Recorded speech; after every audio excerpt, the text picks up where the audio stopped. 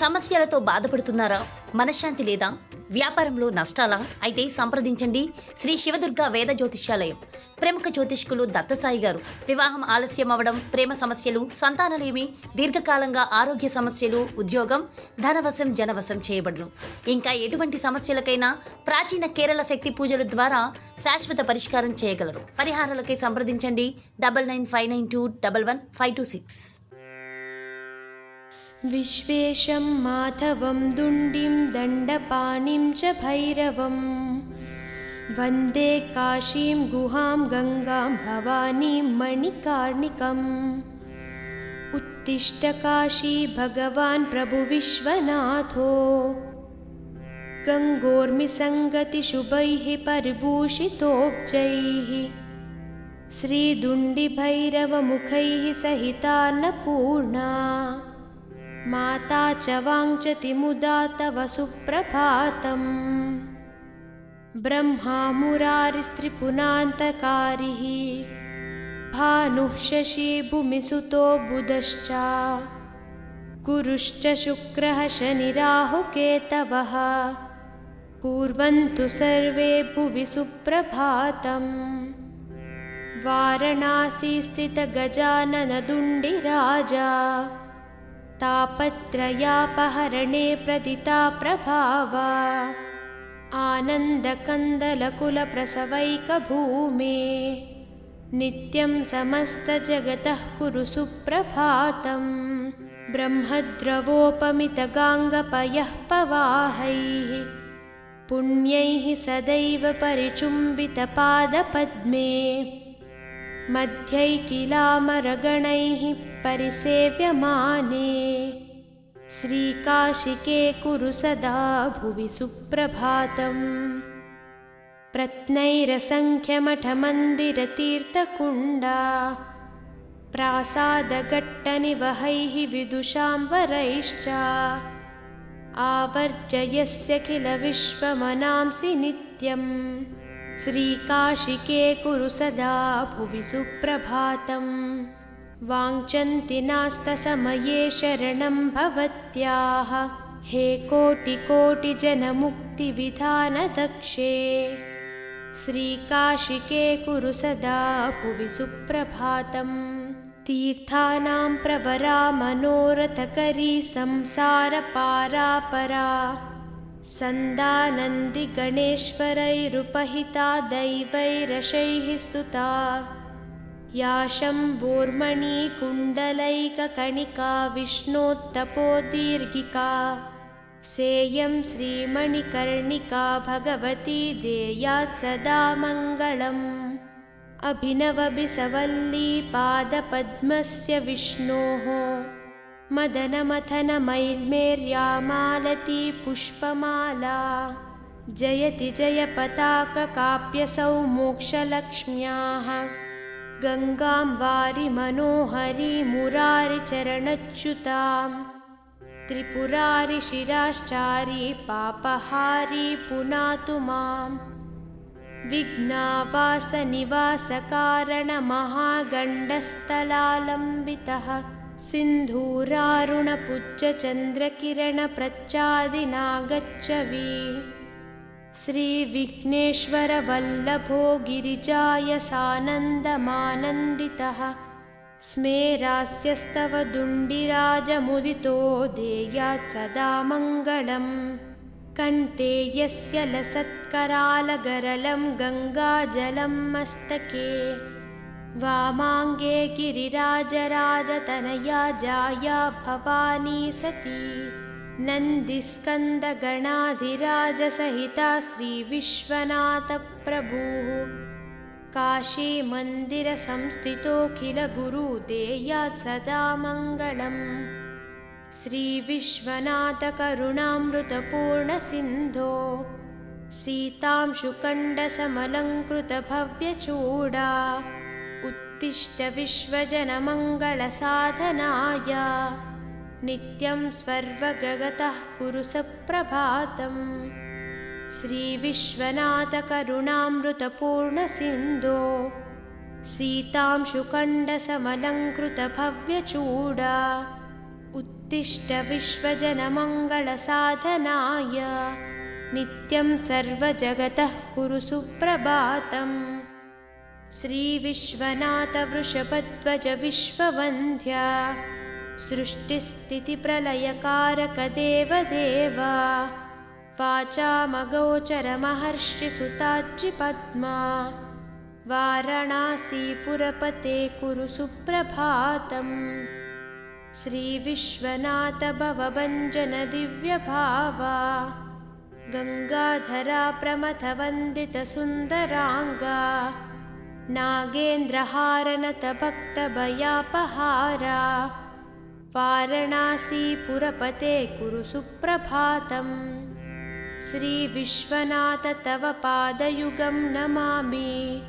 नित्यं तवैव शिवनाम हृदा स्मरामि वाचं तवैव यशसा नगभूषयामि वाराणसीपुरपते कुरु सुप्रभातम्। काशीनिवासमुनिसेवितपादपद्मा गङ्गाजलौघपरिषिक्तजटाकलापा अस्याखिलस्य जगतः न चराचरस्य वाराणसीपुरपते कुरु सुप्रभातम्। गङ्गाधराद्रितनया प्रियशान्तमूर्ते वेदान्तवेद्यसकलेश्वर विश्वमूर्ते कूटस्थनित्यनिखिलागमगीतकीर्ते वाराणसीपुरपते कुरु सुप्रभातम्। विश्वं समस्तमिदमद्य गणानखारे मोहात्मके निपतितं जडतामुपेतं भासा विभास्वपरया तदमोघशक्ते वाराणसीपुरपते कुरु सुप्रभातम्। सूनुः समस्तजनविघ्नविनाशदक्षो भार्यान्नदाननिरताविरतं जनेभ्यः ह्यातः स्वयं च शिवकृत्सकलार्थिभाजां वाराणसीपुरपते कुरु सुप्रभातम्। ये नो समन्ति न जपन्ति न च मनन्ति नो वालवन्ति विलपन्ति निवेदयन्ति तेषामबोधशिशुतुल्यधियां नराणां श्रीकण्ठकण्ठद्रुतपन्नगनीलकण्ठा सोत्कण्ठभक्तनिवहोपतिपोपकण्ठा भस्माङ्गरागपरिशोभितसर्वदेहा वाराणसीपुरपते कुरु सुप्रभातम्। श्रीपार्वतीहृदयवल्लभपञ्चवक्त्रा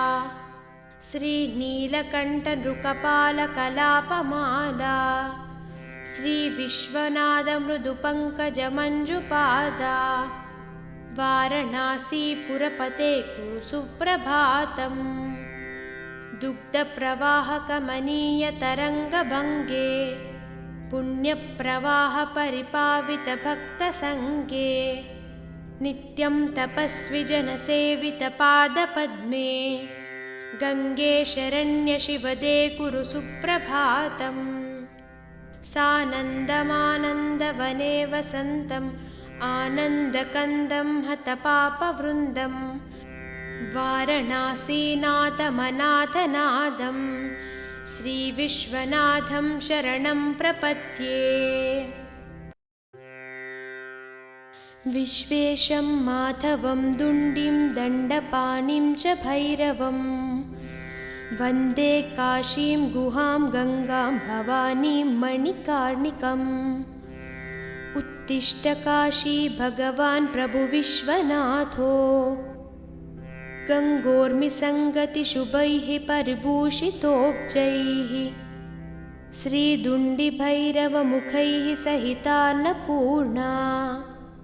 माता च वाञ्छति मुदा तव सुप्रभातम्। ब्रह्मा मुरारिस्त्रिपुरान्तकारिः भानुः शशी भूमिसुतो बुधश्च गुरुश्च शुक्रः शनिराहुकेतवः कुर्वन्तु सर्वे भुवि सुप्रभातम्। वारणासी स्थित गजाननदुण्डिराजा तापत्रयापहरणे प्रदिता प्रभावा आनन्दकन्दलकुलप्रसवैकभूमे नित्यं समस्तजगतः कुरु सुप्रभातं ब्रह्मद्रवोपमितगाङ्गपयः पवाहैः पुण्यैः सदैव परिचुम्बितपादपद्मे मध्यैकिलामरगणैः परिसेव्यमाने श्रीकाशिके कुरु सदा भुवि सुप्रभातम्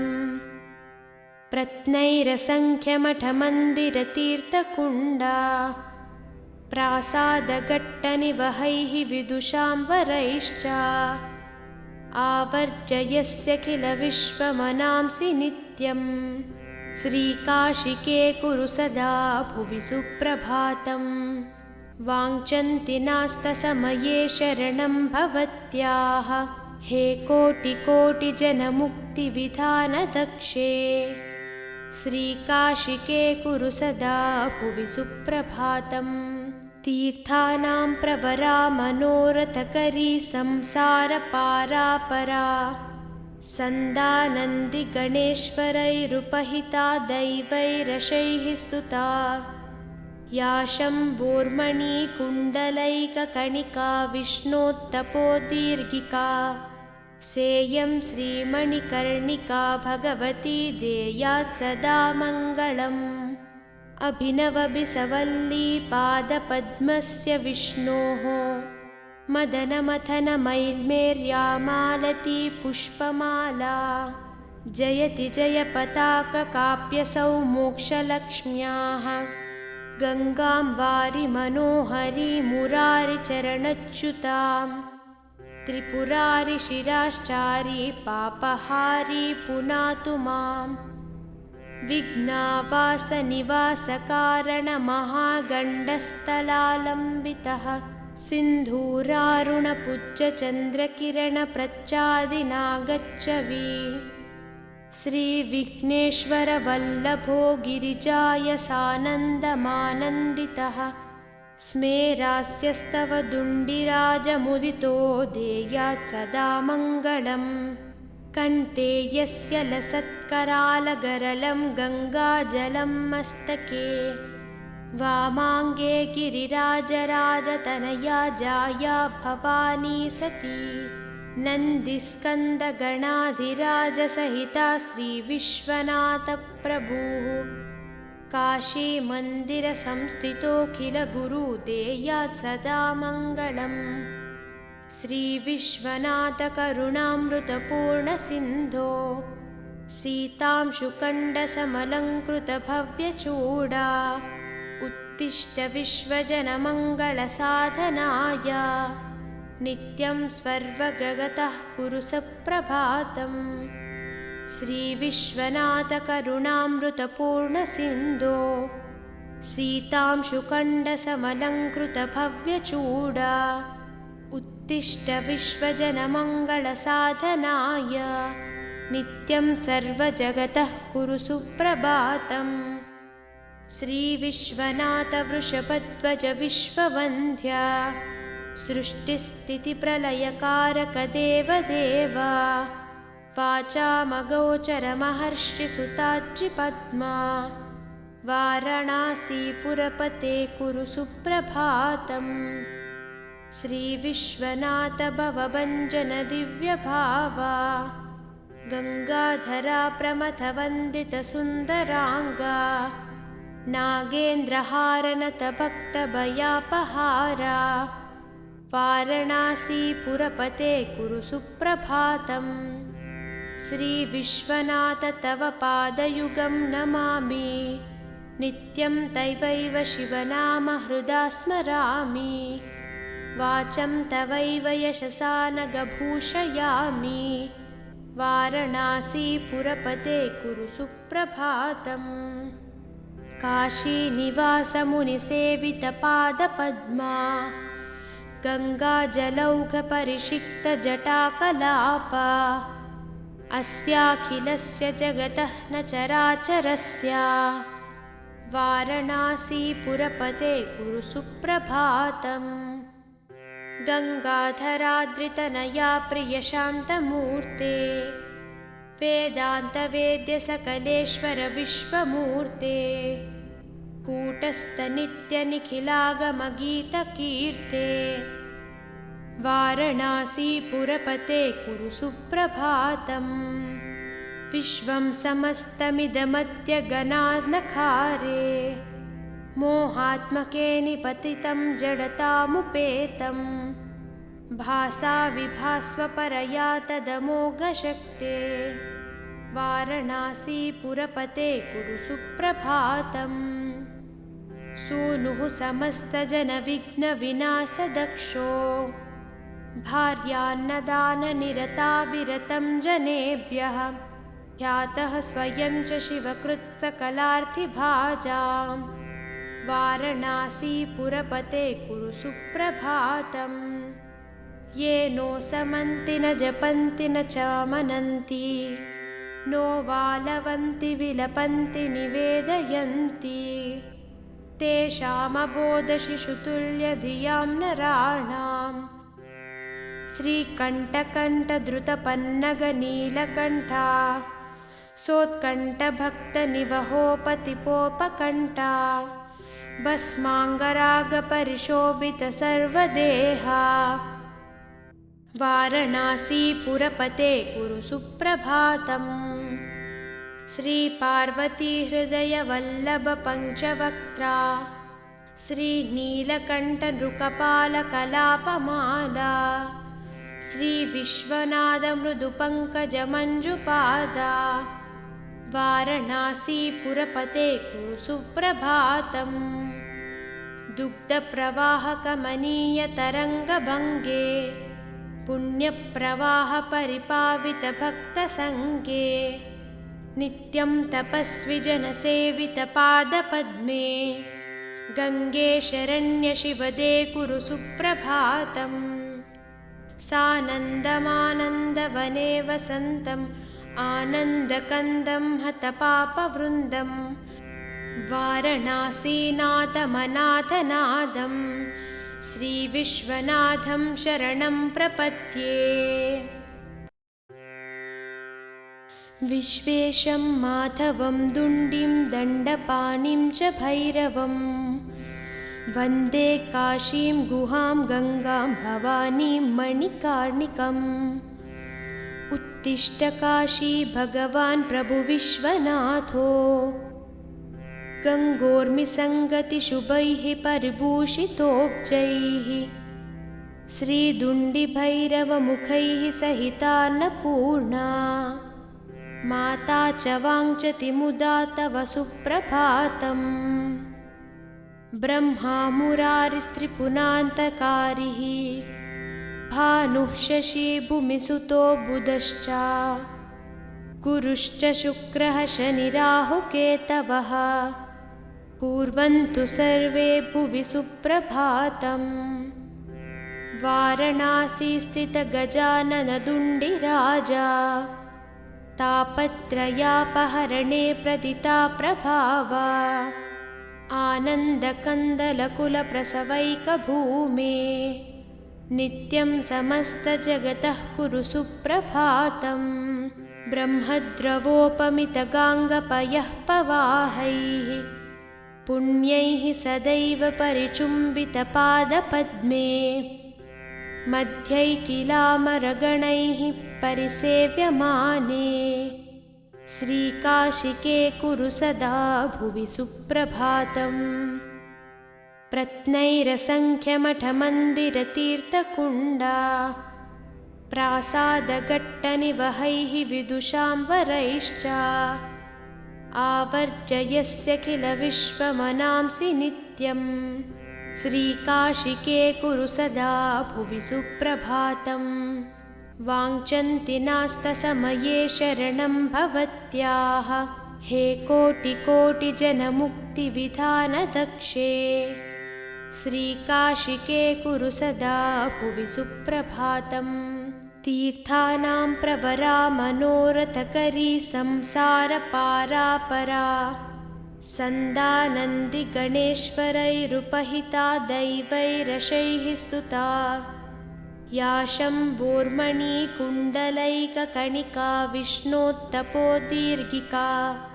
सेयं श्रीमणिकर्णिका भगवती देयात् सदा मङ्गलम् अभिनवबिसवल्ली पादपद्मस्य विष्णोः मदनमथनमैल्मेर्या मालती पुष्पमाला जयति जयपताककाप्यसौ मोक्षलक्ष्म्याः गङ्गां वारि मनोहरी मुरारिचरणच्युतां त्रिपुरारि शिराश्चारी पापहारी पुनातु मां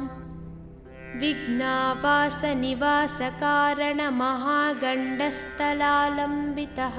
सिन्धूरारुणपुज्जचन्द्रकिरणप्रच्चादिनागच्छवि श्रीविघ्नेश्वरवल्लभो गिरिजाय सानन्दमानन्दितः स्मेरास्यस्तव दुण्डिराजमुदितो देयात् सदा मङ्गलम् कण्ठे यस्य लसत्करालगरलं गङ्गाजलं मस्तके वामाङ्गे गिरिराजराजतनया जाया भवानी सती नन्दिस्कन्दगणाधिराजसहिता श्रीविश्वनाथप्रभुः काशीमन्दिरसंस्थितोऽखिलगुरुदेयात् सदा मङ्गलम् श्रीविश्वनाथकरुणामृतपूर्णसिन्धो सीतांशुकण्डसमलङ्कृतभव्यचूडा उत्तिष्ठ विश्वजनमङ्गलसाधनाय नित्यं स्वर्वगतः कुरु सप्रभातम् श्रीविश्वनाथकरुणामृतपूर्णसिन्धो सीतांशुकण्डसमलङ्कृतभव्यचूडा उत्तिष्ठ विश्वजनमङ्गलसाधनाय नित्यं सर्वजगतः कुरु सुप्रभातम् श्रीविश्वनाथवृषभध्वज विश्ववन्द्या सृष्टिस्थितिप्रलयकारकदेवदेव वाचामगोचरमहर्षिसुताद्रिपद्मा वाराणसीपुरपते कुरु सुप्रभातम् श्रीविश्वनाथ भवभञ्जन दिव्यभावा गङ्गाधरा प्रमथवन्दितसुन्दराङ्गा नागेन्द्रहारनतभक्तभयापहारा वाराणसीपुरपते कुरु सुप्रभातम् श्रीविश्वनाथ तव पादयुगं नमामि नित्यं तवैव शिवनामहृदा स्मरामि वाचं तवैव यशसा नगभूषयामि वाराणसीपुरपते कुरु सुप्रभातम् काशीनिवासमुनिसेवितपादपद्मा गङ्गाजलौघपरिषिक्तजटाकलापा अस्याखिलस्य जगतः न चराचरस्य वाराणसीपुरपते कुरु सुप्रभातम् गङ्गाधराद्रितनया प्रियशान्तमूर्ते वेदान्तवेद्यसकलेश्वर विश्वमूर्ते कूटस्थनित्यनिखिलागमगीतकीर्ते वाराणसीपुरपते कुरु सुप्रभातम् विश्वं समस्तमिदमद्य गणानखारे मोहात्मके निपतितं जडतामुपेतं भासा विभास्वपरया तदमोघशक्ते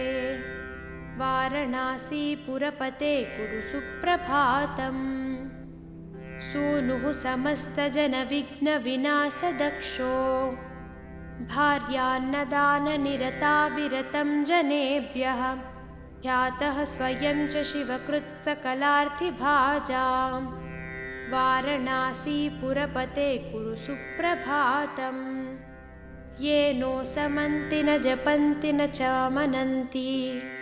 नो वालवन्ति विलपन्ति निवेदयन्ति तेषामबोधशिशुतुल्यधियां नराणां श्रीकण्ठकण्ठद्रुतपन्नगनीलकण्ठा सोत्कण्ठभक्तनिवहोपतिपोपकण्ठा भस्माङ्गरागपरिशोभितसर्वदेहा वारणासीपुरपते कुरु सुप्रभातम्। श्रीपार्वतीहृदयवल्लभपञ्चवक्त्रा श्रीनीलकण्ठनृकपालकलापमाला श्रीविश्वनाथमृदुपङ्कजमञ्जुपादा वारणासीपुरपते कुरु सुप्रभातम्। दुग्धप्रवाहकमनीयतरङ्गभङ्गे पुण्यप्रवाहपरिपावितभक्तसङ्गे नित्यं तपस्विजनसेवितपादपद्मे गङ्गे शरण्यशिवदे कुरु सुप्रभातम्। सानन्दमानन्दवने वसन्तम् आनन्दकन्दं हतपापवृन्दं वारणासीनाथमनाथनादं श्रीविश्वनाथं शरणं प्रपद्ये। विश्वेशं माधवं दुण्डिं दण्डपाणिं च भैरवं वन्दे काशीं गुहां गङ्गां भवानीं मणिकार्णिकम्। उत्तिष्ठ काशी भगवान् प्रभुविश्वनाथो गङ्गोर्मिसङ्गतिशुभैः परिभूषितोऽब्जैः श्रीदुण्डिभैरवमुखैः सहितान्नपूर्णा माता च वाञ्छति मुदा तव सुप्रभातम्। ब्रह्मा मुरारिस्त्रिपुरान्तकारिः भानुः शशी भूमिसुतो बुधश्च गुरुश्च शुक्रः शनिराहुकेतवः कुर्वन्तु सर्वे भुवि सुप्रभातम्। वारणासी स्थितगजाननदुण्डिराजा तापत्रयापहरणे प्रदिताप्रभावा आनन्दकन्दलकुलप्रसवैकभूमे नित्यं समस्तजगतः कुरु सुप्रभातम्। ब्रह्मद्रवोपमितगाङ्गपयः पवाहैः पुण्यैः सदैव परिचुम्बितपादपद्मे मध्यैकिलामरगणैः परिसेव्यमाने श्रीकाशिके कुरु सदा भुवि सुप्रभातम्। प्रत्नैरसङ्ख्यमठमन्दिरतीर्थकुण्डा प्रासादघट्टनिवहैः विदुषां वरैश्च आवर्जयस्य किल विश्वमनांसि नित्यम्। श्रीकाशिके कुरु सदा भुवि सुप्रभातम्। वाञ्छन्ति नास्तसमये शरणं भवत्याः हे कोटिकोटिजनमुक्तिविधानदक्षे श्रीकाशिके कुरु सदा भुवि सुप्रभातम्। तीर्थानां प्रवरा मनोरथकरी संसारपारापरा सन्दानन्दिगणेश्वरैरुपहिता दैवैरशैः स्तुता या शम्भोर्मणिकुण्डलैककणिका विष्णोत्तपोदीर्घिका सेयं श्रीमणिकर्णिका भगवती देयात् सदा मङ्गलम्। अभिनवबिसवल्ली पादपद्मस्य विष्णोः मदनमथनमैल्मेर्यामालती पुष्पमाला जयति जयपताककाप्यसौ मोक्षलक्ष्म्याः गङ्गां वारि मनोहरी मुरारिचरणच्युतां त्रिपुरारि शिराश्चारी पापहारी पुनातु माम्। विघ्नावासनिवासकारणमहागण्डस्थलालम्बितः सिन्धूरारुणपुज्जचन्द्रकिरणप्रच्चादिनागच्छवि श्रीविघ्नेश्वरवल्लभो गिरिजाय सानन्दमानन्दितः स्मेरास्यस्तव दुण्डिराजमुदितो देयात् सदा मङ्गलम्। कण्ठे यस्य लसत्करालगरलं गङ्गाजलं मस्तके वामाङ्गे गिरिराजराजतनया जाया भवानी सती नन्दिस्कन्दगणाधिराजसहिता श्रीविश्वनाथप्रभुः काशीमन्दिरसंस्थितोऽखिलगुरुदेयात् सदा मङ्गलम् श्रीविश्वनाथकरुणामृतपूर्णसिन्धो सीतांशुकण्डसमलङ्कृतभव्यचूडा उत्तिष्ठ विश्वजनमङ्गलसाधनाय नित्यं स्वर्वगतः कुरु सप्रभातम् श्रीविश्वनाथकरुणामृतपूर्णसिन्धो सीतांशुकण्डसमलङ्कृतभव्यचूडा उत्तिष्ठ विश्वजनमङ्गलसाधनाय नित्यं सर्वजगतः कुरु सुप्रभातम् श्रीविश्वनाथवृषभध्वज विश्ववन्द्या सृष्टिस्थितिप्रलयकारकदेवदेव वाचामगोचरमहर्षिसुताद्रिपद्मा वाराणसीपुरपते कुरु सुप्रभातम् श्रीविश्वनाथ भवभञ्जन दिव्यभावा गङ्गाधरा प्रमथवन्दितसुन्दराङ्गा नागेन्द्रहारनतभक्तभयापहारा वाराणसीपुरपते कुरु सुप्रभातम् श्रीविश्वनाथ तव पादयुगं नमामि नित्यं तवैव शिवनामहृदा स्मरामि वाचं तवैव यशसा नगभूषयामि वाराणसीपुरपते कुरु सुप्रभातम् काशीनिवासमुनिसेवितपादपद्मा गङ्गाजलौघपरिषिक्तजटाकलापा अस्याखिलस्य जगतः न चराचरस्य वाराणसीपुरपते कुरु सुप्रभातम् गङ्गाधराद्रितनया प्रियशान्तमूर्ते वेदान्तवेद्यसकलेश्वर विश्वमूर्ते कूटस्थनित्यनिखिलागमगीतकीर्ते वाराणसीपुरपते कुरु सुप्रभातम् विश्वं समस्तमिदमद्य गणानखारे मोहात्मके निपतितं जडतामुपेतं भासा विभास्वपरया तदमोघशक्ते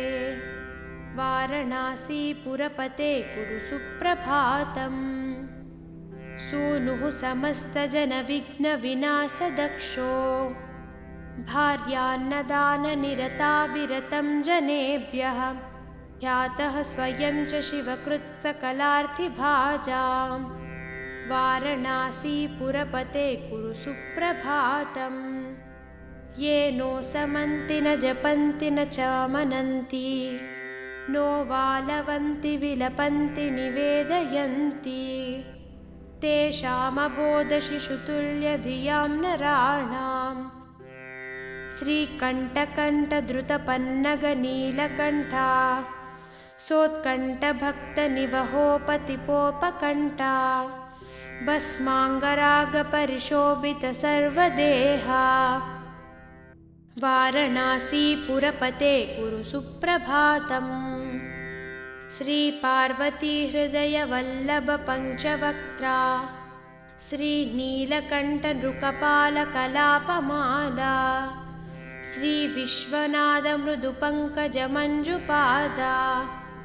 वाराणसीपुरपते कुरु सुप्रभातम्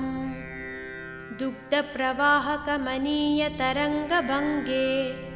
पुण्यप्रवाहपरिपावितभक्तसङ्गे नित्यं तपस्विजनसेवितपादपद्मे गङ्गे शरण्यशिवदे कुरु सुप्रभातम् सानन्दमानन्दवने वसन्तम् आनन्दकन्दं हतपापवृन्दं वाराणसीनाथमनाथनादं श्रीविश्वनाथं शरणं प्रपद्ये विश्वेशं माधवं दुण्डिं दण्डपाणिं च भैरवम् वन्दे काशीं गुहां गङ्गां भवानीं मणिकार्णिकम् उत्तिष्ठ काशी भगवान् प्रभुविश्वनाथो गङ्गोर्मिसङ्गतिशुभैः परिभूषितोब्जैः श्रीदुण्डिभैरवमुखैः सहितान्नपूर्णा माता च वाञ्छति मुदा तव सुप्रभातम् ब्रह्मा मुरारिस्त्रिपुरान्तकारिः भानुः शशी भूमिसुतो बुधश्च गुरुश्च शुक्रः शनिराहुकेतवः कुर्वन्तु सर्वे भुवि सुप्रभातम् वाराणसी स्थितगजाननदुण्डिराजा तापत्रयापहरणे प्रदिताप्रभावा आनन्दकन्दलकुलप्रसवैकभूमे नित्यं समस्तजगतः कुरु सुप्रभातम् ब्रह्मद्रवोपमितगाङ्गपयः पवाहैः पुण्यैः सदैव परिचुम्बितपादपद्मे मध्यैकिलामरगणैः परिसेव्यमाने श्रीकाशिके कुरु सदा भुवि सुप्रभातम् प्रत्नैरसङ्ख्यमठमन्दिरतीर्थकुण्डा प्रासादघट्टनिवहैः विदुषां वरैश्च आवर्जयस्य किल विश्वमनांसि नित्यम् श्रीकाशिके कुरु सदा भुवि सुप्रभातम् वाञ्छन्ति नास्तसमये शरणं भवत्याः हे कोटिकोटिजनमुक्तिविधानदक्षे श्रीकाशिके कुरु सदा भुवि सुप्रभातम् तीर्थानां प्रवरा मनोरथकरी संसारपारापरा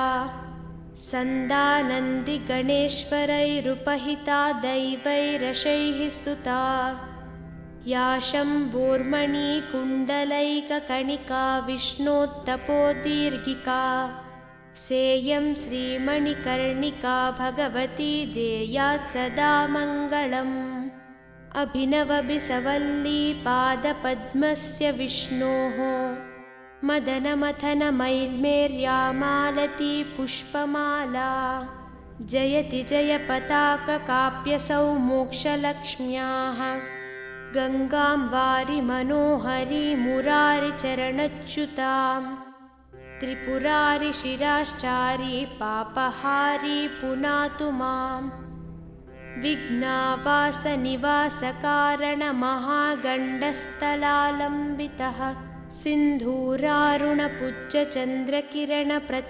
सिन्धूरारुणपुज्जचन्द्रकिरणप्रच्चादिनागच्छवि श्रीविघ्नेश्वरवल्लभो गिरिजाय सानन्दमानन्दितः स्मेरास्यस्तव दुण्डिराजमुदितो देयात् सदा मङ्गलम् कण्ठे यस्य लसत्करालगरलं गङ्गाजलं मस्तके वामाङ्गे गिरिराजराजतनया जाया भवानी सती नन्दिस्कन्दगणाधिराजसहिता श्रीविश्वनाथप्रभुः काशीमन्दिरसंस्थितोऽखिलगुरुदेयात् सदा मङ्गलम् श्रीविश्वनाथकरुणामृतपूर्णसिन्धो सीतांशुकण्डसमलङ्कृतभव्यचूडा उत्तिष्ठ विश्वजनमङ्गलसाधनाय नित्यं स्वर्वगतः कुरु सुप्रभातम् श्रीविश्वनाथकरुणामृतपूर्णसिन्धो सीतांशुकण्डसमलङ्कृतभव्यचूडा उत्तिष्ठ विश्वजनमङ्गलसाधनाय नित्यं सर्वजगतः कुरु सुप्रभातम् श्रीविश्वनाथवृषभध्वज विश्ववन्द्या सृष्टिस्थितिप्रलयकारक देवदेव वाचामगोचरमहर्षिसुताद्रिपद्मा वाराणसीपुरपते कुरु सुप्रभातम् श्रीविश्वनाथ भवभञ्जन दिव्यभावा गङ्गाधरा प्रमथवन्दितसुन्दराङ्गा नागेन्द्रहारनतभक्तभयापहारा वारणासीपुरपते कुरु सुप्रभातम्। श्रीविश्वनाथ तव पादयुगं नमामि नित्यं तवैव शिवनाम हृदा स्मरामि वाचं तवैव यशसा नगभूषयामि वारणासीपुरपते कुरु सुप्रभातम्। काशीनिवासमुनिसेवितपादपद्मा गङ्गाजलौघपरिषिक्तजटाकलापा अस्याखिलस्य जगतः न चराचरस्य वारणासीपुरपते कुरु सुप्रभातम्। गङ्गाधराद्रितनया प्रियशान्तमूर्ते वेदान्तवेद्यसकलेश्वर विश्वमूर्ते कूटस्थनित्यनिखिलागमगीतकीर्ते वारणासीपुरपते कुरु सुप्रभातम्। विश्वं समस्तमिदमद्य गणानखारे मोहात्मके निपतितं जडतामुपेतं भासा विभास्वपरया तदमोघशक्ते वारणासीपुरपते कुरु सुप्रभातम्। सूनुः समस्तजनविघ्नविनाशदक्षो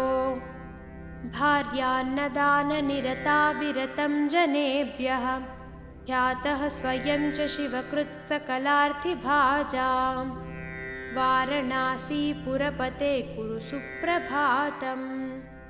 ये नो समन्ति न जपन्ति न चामनन्ति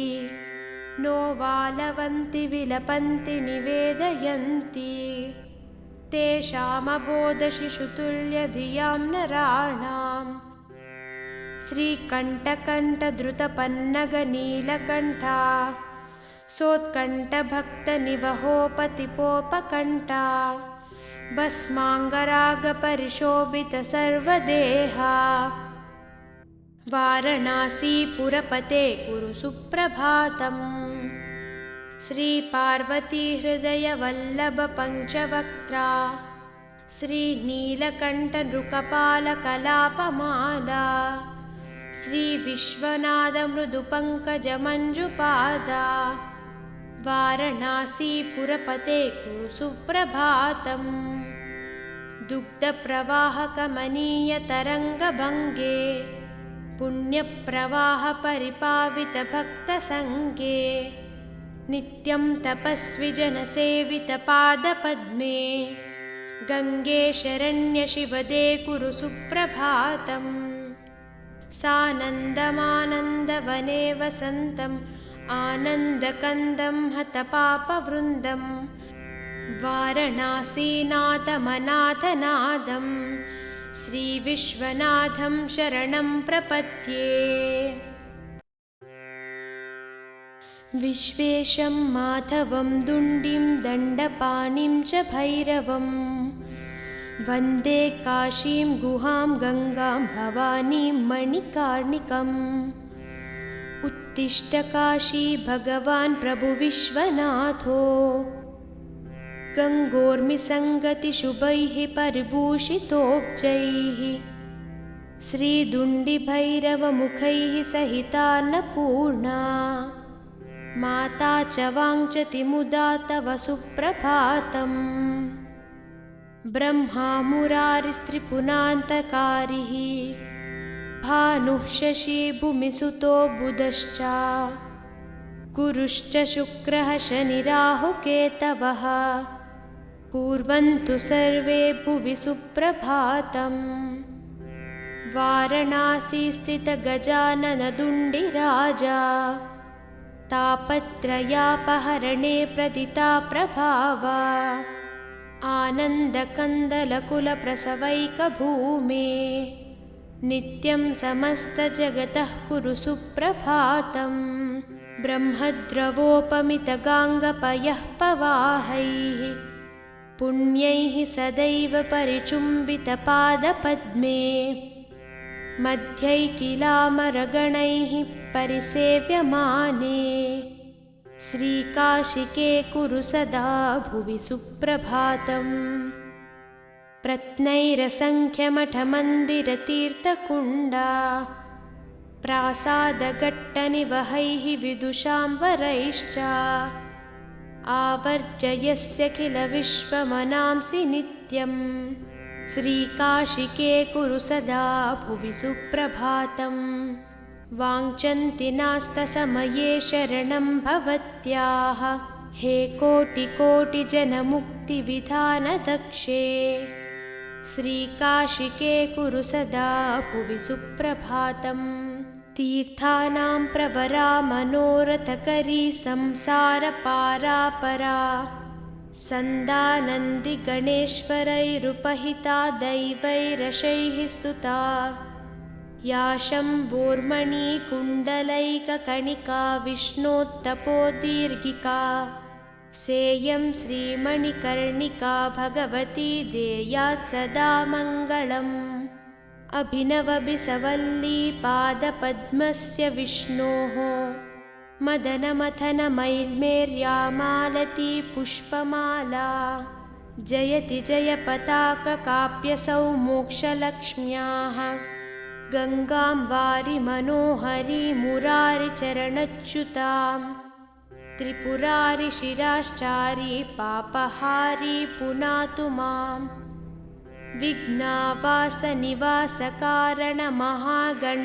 विघ्नावासनिवासकारणमहागण्डस्थलालम्बितः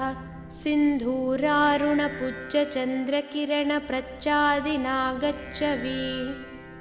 श्रीविघ्नेश्वरवल्लभो गिरिजाय सानन्दमानन्दितः स्मेरास्यस्तव दुण्डिराजमुदितो देयात् सदा मङ्गलम् कण्ठे यस्य लसत्करालगरलं गङ्गाजलं मस्तके वामाङ्गे गिरिराजराजतनया जाया भवानी सती नन्दिस्कन्दगणाधिराजसहिता श्रीविश्वनाथप्रभुः काशीमन्दिरसंस्थितोऽखिलगुरुदेयात् सदा मङ्गलम् श्रीविश्वनाथकरुणामृतपूर्णसिन्धो सीतांशुकण्डसमलङ्कृतभव्यचूडा उत्तिष्ठ विश्वजनमङ्गलसाधनाय नित्यं स्वर्वगतः कुरु सप्रभातम् श्रीविश्वनाथकरुणामृतपूर्णसिन्धो सीतांशुकण्डसमलङ्कृतभव्यचूडा उत्तिष्ठ विश्वजनमङ्गलसाधनाय नित्यं सर्वजगतः कुरु सुप्रभातम् श्रीविश्वनाथवृषभध्वज विश्ववन्द्या सृष्टिस्थितिप्रलयकारक देवदेव वाचामगोचरमहर्षिसुताद्रिपद्मा वाराणसीपुरपते कुरु सुप्रभातम् श्रीविश्वनाथ भवभञ्जन दिव्यभावा गङ्गाधरा प्रमथवन्दितसुन्दराङ्गा नागेन्द्रहारनतभक्तभयापहारा वाराणसीपुरपते कुरु सुप्रभातम् श्रीविश्वनाथ तव पादयुगं नमामि नित्यं तवैव शिवनामहृदा स्मरामि वाचं तवैव यशसा नगभूषयामि वाराणसीपुरपते कुरु सुप्रभातम् काशीनिवासमुनिसेवितपादपद्मा गङ्गाजलौघपरिषिक्तजटाकलापा अस्याखिलस्य जगतः न चराचरस्य वाराणसीपुरपते कुरु सुप्रभातम् गङ्गाधराद्रितनया प्रियशान्तमूर्ते वेदान्तवेद्यसकलेश्वर विश्वमूर्ते कूटस्थनित्यनिखिलागमगीतकीर्ते वाराणसीपुरपते कुरु सुप्रभातम् विश्वं समस्तमिदमद्य गणानखारे मोहात्मके निपतितं जडतामुपेतं भासा विभास्वपरया तदमोघशक्ते वारणासीपुरपते कुरु सुप्रभातम् सूनुः समस्तजनविघ्नविनाशदक्षो भार्यान्नदाननिरताविरतं जनेभ्यः ह्यातः स्वयं च शिवकृत्सकलार्थिभाजां वारणासीपुरपते कुरु सुप्रभातम् ये नो समन्ति न जपन्ति न च मनन्ति नो वालवन्ति विलपन्ति निवेदयन्ति तेषामबोधशिशुतुल्यधियां नराणां श्रीकण्ठकण्ठद्रुतपन्नगनीलकण्ठा सोत्कण्ठभक्तनिवहोपतिपोपकण्ठा भस्माङ्गरागपरिशोभितसर्वदेहा वारणासीपुरपते कुरु सुप्रभातम् श्रीपार्वतीहृदयवल्लभपञ्चवक्त्रा श्रीनीलकण्ठनृकपालकलापमाला श्रीविश्वनाथमृदुपङ्कजमञ्जुपादा वारणासीपुरपते कुरु सुप्रभातम् दुग्धप्रवाहकमनीयतरङ्गभङ्गे पुण्यप्रवाहपरिपावितभक्तसङ्गे नित्यं तपस्विजनसेवितपादपद्मे गङ्गे शरण्यशिवदे कुरु सुप्रभातम् सानन्दमानन्दवने वसन्तम् आनन्दकन्दं हतपापवृन्दं वारणासीनाथमनाथनादं श्रीविश्वनाथं शरणं प्रपद्ये विश्वेशं माधवं दुण्डिं दण्डपाणिं च भैरवं वन्दे काशीं गुहां गङ्गां भवानीं मणिकार्णिकम् उत्तिष्ठ काशी भगवान् प्रभुविश्वनाथो गङ्गोर्मिसङ्गतिशुभैः परिभूषितोब्जैः श्रीदुण्डिभैरवमुखैः सहितान्नपूर्णा माता च वाञ्छति मुदा तव सुप्रभातम् ब्रह्मा मुरारिस्त्रिपुरान्तकारिः भानुः शशी भूमिसुतो बुधश्च गुरुश्च शुक्रः शनिराहुकेतवः कुर्वन्तु सर्वे भुवि सुप्रभातम् वारणासी स्थितगजाननदुण्डिराजा तापत्रयापहरणे प्रदिताप्रभावा आनन्दकन्दलकुलप्रसवैकभूमे नित्यं समस्तजगतः कुरु सुप्रभातम् ब्रह्मद्रवोपमितगाङ्गपयः पवाहैः पुण्यैः सदैव परिचुम्बितपादपद्मे मध्यैकिलामरगणैः परिसेव्यमाने श्रीकाशिके कुरु सदा भुवि सुप्रभातम् प्रत्नैरसङ्ख्यमठमन्दिरतीर्थकुण्डा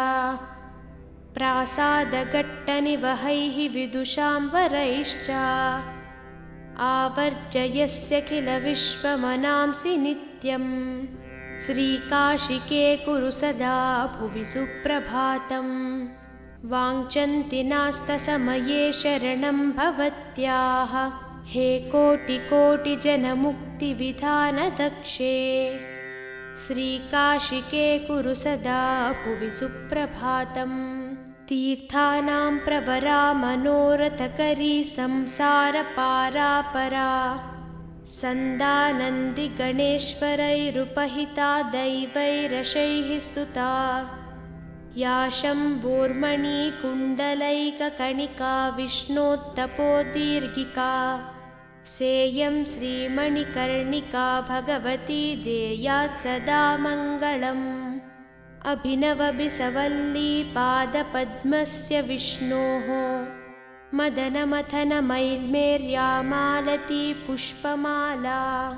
जयति जयपताककाप्यसौ मोक्षलक्ष्म्याः गङ्गां वारि मनोहरी मुरारिचरणच्युताम् त्रिपुरारिशिराश्चारी पापहारी पुनातु माम्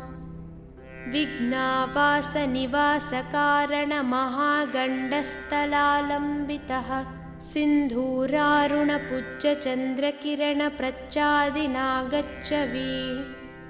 श्रीविघ्नेश्वरवल्लभो गिरिजायसानन्दमानन्दितः स्मेरास्यस्तव दुण्डिराजमुदितो देयात् सदा मङ्गलम् कण्ठे यस्य लसत्करालगरलं गङ्गाजलं मस्तके वामाङ्गे गिरिराजराजतनया जाया भवानी सती नन्दिस्कन्दगणाधिराजसहिता श्रीविश्वनाथप्रभुः काशीमन्दिरसंस्थितोऽखिलगुरुदेयात् सदा मङ्गलम् श्रीविश्वनाथकरुणामृतपूर्णसिन्धो सीतांशुकण्डसमलङ्कृतभव्यचूडा उत्तिष्ठ विश्वजनमङ्गलसाधनाय नित्यं स्वर्वगतः कुरु सप्रभातम् श्रीविश्वनाथकरुणामृतपूर्णसिन्धो सीतांशुकण्डसमलङ्कृतभव्यचूडा उत्तिष्ठ विश्वजनमङ्गलसाधनाय नित्यं सर्वजगतः कुरु सुप्रभातम् श्रीविश्वनाथवृषभध्वज विश्ववन्द्या सृष्टिस्थितिप्रलयकारकदेवदेव वाचामगोचरमहर्षिसुताद्रिपद्मा वाराणसीपुरपते कुरु सुप्रभातम् श्रीविश्वनाथ भवभञ्जन दिव्यभावा गङ्गाधरा प्रमथवन्दितसुन्दराङ्गा नागेन्द्रहारनतभक्तभयापहारा वाराणसीपुरपते कुरु सुप्रभातम् श्रीविश्वनाथ तव पादयुगं नमामि नित्यं तवैव शिवनामहृदा स्मरामि वाचं तवैव यशसा नगभूषयामि वाराणसीपुरपते कुरु सुप्रभातम् काशीनिवासमुनिसेवितपादपद्मा गङ्गाजलौघपरिषिक्तजटाकलापा अस्याखिलस्य जगतः न चराचरस्य वाराणसीपुरपते कुरु सुप्रभातम् गङ्गाधराद्रितनया प्रियशान्तमूर्ते वेदान्तवेद्यसकलेश्वर विश्वमूर्ते कूटस्थनित्यनिखिलागमगीतकीर्ते वाराणसीपुरपते कुरु सुप्रभातम् विश्वं समस्तमिदमद्य गणानखारे मोहात्मके निपतितं जडतामुपेतं भासा विभास्वपरया तदमोघशक्ते वाराणसीपुरपते कुरु सुप्रभातम् सूनुः समस्तजनविघ्नविनाशदक्षो भार्यान्नदाननिरता विरतं जनेभ्यः ह्यातः स्वयं च शिवकृत्सकलार्थिभाजाम् वाराणसीपुरपते कुरु सुप्रभातम् ये नो समन्ति न जपन्ति न च मनन्ति नो वालवन्ति विलपन्ति निवेदयन्ति तेषामबोधशिशुतुल्यधियां नराणां श्रीकण्ठकण्ठद्रुतपन्नगनीलकण्ठा सोत्कण्ठभक्तनिवहोपतिपोपकण्ठा भस्माङ्गरागपरिशोभितसर्वदेहा वाराणसीपुरपते कुरु सुप्रभातम् श्रीपार्वतीहृदयवल्लभपञ्चवक्त्रा श्रीनीलकण्ठनृकपालकलापमाला श्रीविश्वनाथमृदुपङ्कजमञ्जुपादा वारणासीपुरपते कुरु सुप्रभातम् दुग्धप्रवाहकमनीयतरङ्गभङ्गे पुण्यप्रवाहपरिपावितभक्तसङ्गे नित्यं तपस्वि जनसेवितपादपद्मे गङ्गे शरण्यशिवदे कुरु सुप्रभातम् सानन्दमानन्दवने वसन्तम् आनन्दकन्दं हतपापवृन्दं वारणासीनाथमनाथनादं श्रीविश्वनाथं शरणं प्रपद्ये।